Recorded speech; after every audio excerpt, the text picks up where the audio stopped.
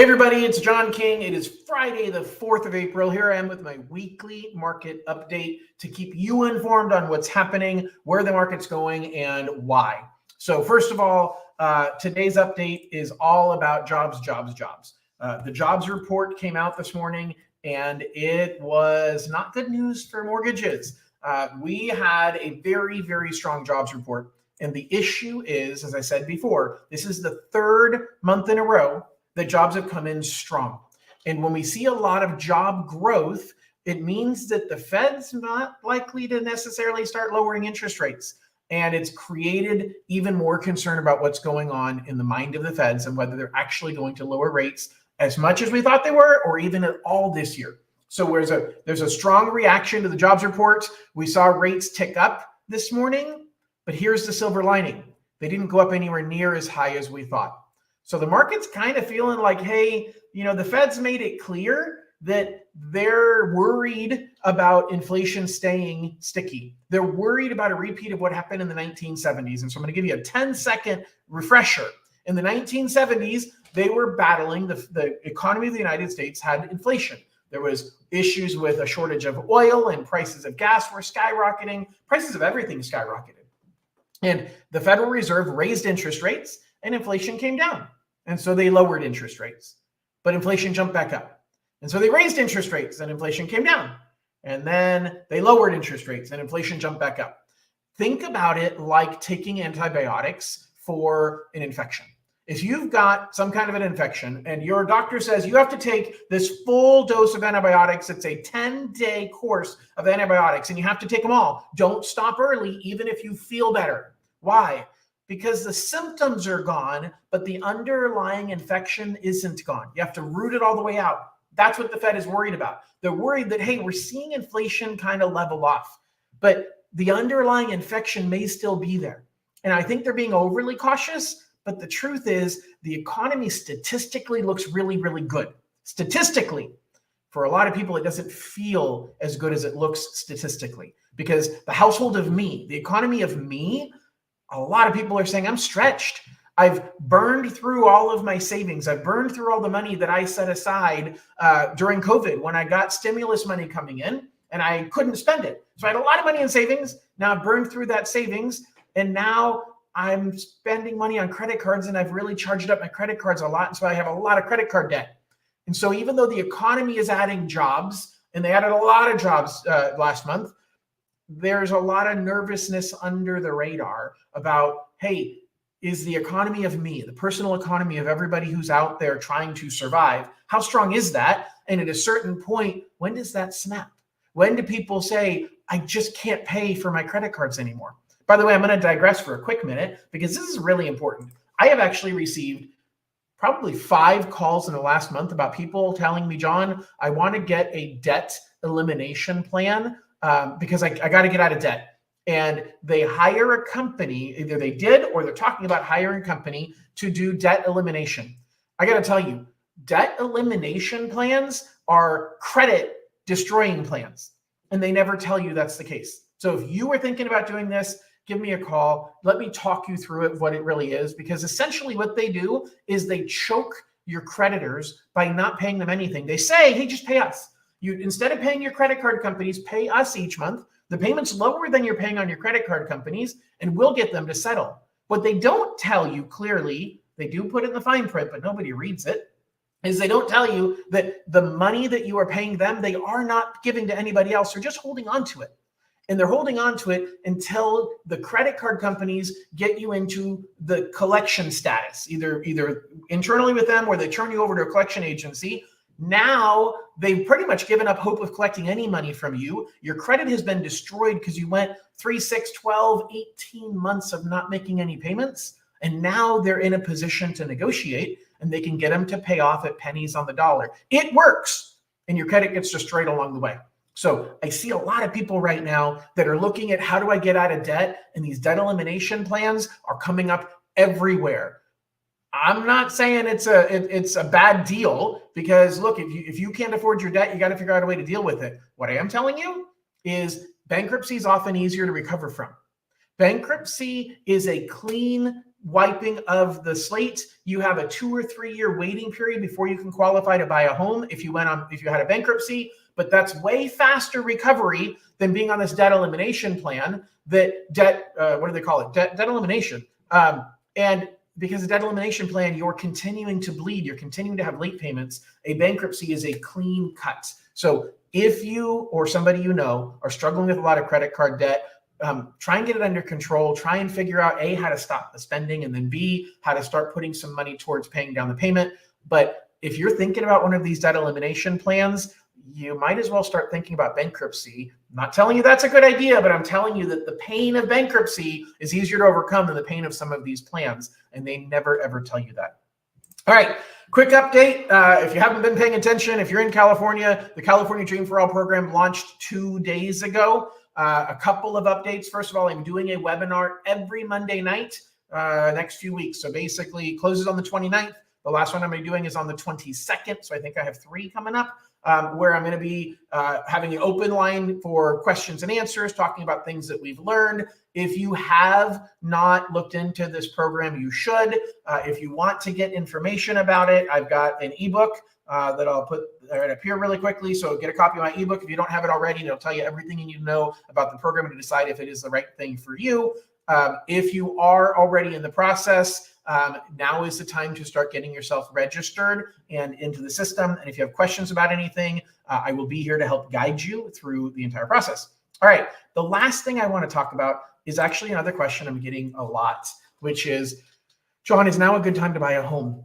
The truth is, everybody has said, me included, have said for the last year and a half that, hey, give us about 12 months or so, maybe 18 months, and we're going to see interest rates coming down because this inflation thing's going to shoot up and it's going to come right back down. And the fact of the matter is, it hasn't.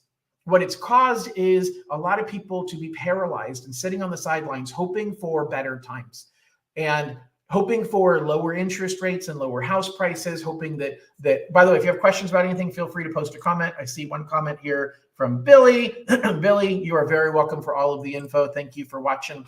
So guys, what's happening right now is you have a lot of people sitting on the sidelines because they're scared. And Warren Buffett, who is one of the best financial minds in the world, Warren Buffett has always said, be greedy when others are scared and be scared when others are greedy. When people are scared, they're paralyzed and unwilling to make a decision.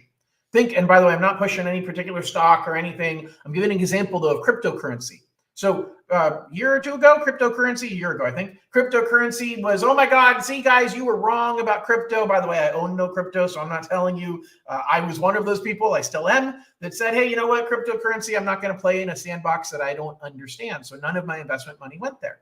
And then cryptocurrency took off and it came back down. And when it came down, everybody said, oh, it's a horrible idea to own cryptocurrency. See, I told you. Well, guess what? If you had bought when everybody said, see, it's a horrible idea, you would have gained back because crypto's come back up. And so but right now, okay, crypto's doing good. Now's the time to buy. No, it's not. And again, be cautious. I'm not giving financial or investment advice. But when everybody is so excited about, oh my gosh, this is great. It's the best thing since sliced bread. That is the wrong time to jump in if you're looking at buying low and selling high. Because when everybody's excited about it, it's high. And that's the wrong time to buy. That's actually when you should sell as a general statement. So going back to what Warren Buffett said and applying it to the housing market, be greedy when others are scared.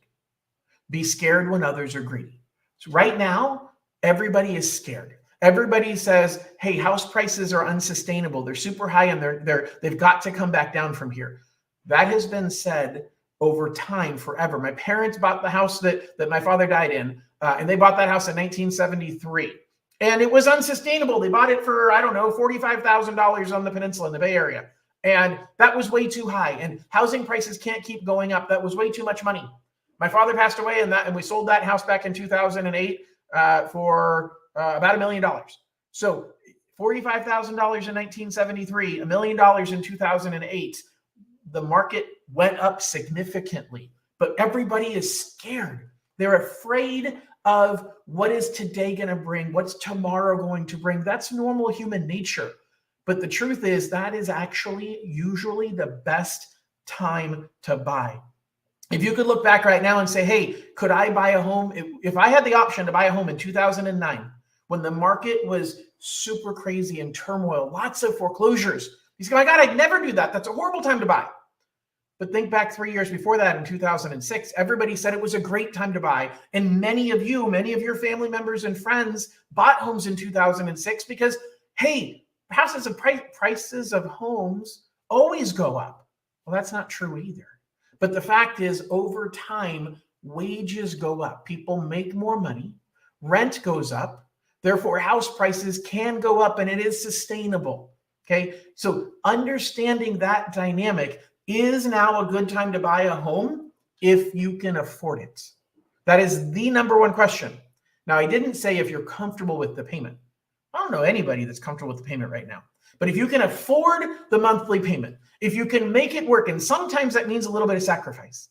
Sometimes it means, hey, instead of putting a bunch of money into my 401k, I'm going to scale back my 401k because I've only got so many dollars to go around. But if I can buy right now in this environment, when everybody is scared, the likelihood is when everybody's excited, prices are going to go up, and you will be thankful that you bought in a time when people are scared. But you might have to pull back a little bit on some of the extra spending. And we all hate the concept of being house poor. I hate the concept of being house poor.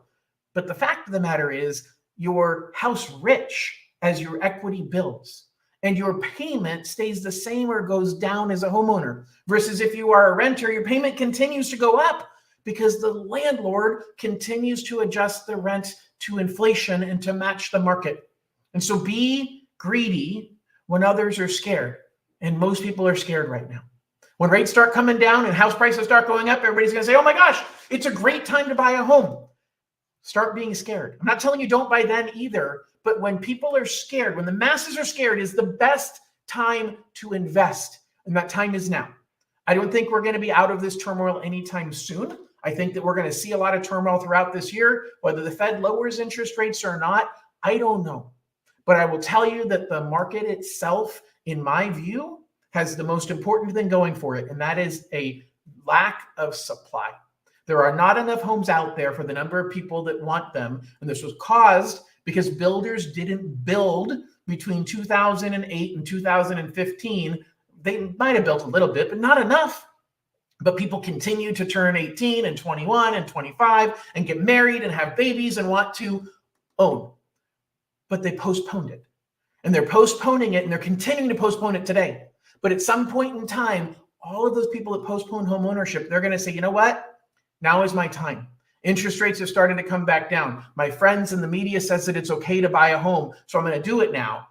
And that's when everybody is greedy. And that's when you should be a little nervous, saying, hey, maybe the market is taking off too much. I'm not telling you it's a bad idea to buy then. I'm not telling you it's a good idea to buy now. I'm just telling you, be careful who you listen to and what information you get. Be careful listening to me. Okay, let's be honest. I get paid when you buy a home. I get paid when you use me for a mortgage. And so you have to understand the motivation of the person you're talking to. Now, if you've listened to me at all, hopefully you realize I try and tell you what I think is in your best interest, because that is in my best interest. If you trust me and you allow me to guide you, I'm going to tell you what I think you should do and what I would tell my family, my kids. I would tell everybody the same advice I'm giving you. And that means if I tell you not to do something, the next time I tell you to do something, you're going to, because I want what's in your best interest. That is in my best interest, just to earn your loyalty. But be careful, as I said, on who you listen to and where you get your information, because the media is just trying to sell clicks. They're trying to get you to watch their information. And sometimes, just sometimes, what they're selling isn't in your best interest. Guys, I really appreciate you listening. Hope you have an absolutely wonderful weekend. Please know I am here as a for-profit organization. I am interviewing for the job of being your lender. So if you or somebody you know is looking to buy or refinance a home, I'd like a shot at that job. Thanks, everybody. Have an absolutely wonderful weekend. And for those of you who want more information on Dream for All, join me Monday night, 7 o'clock. I'll put the link down. Actually, I'll put the link in the comments. You'll get it, or email me and you can get the link. You've got my information. Anyway, have a wonderful week. We'll talk to y'all soon.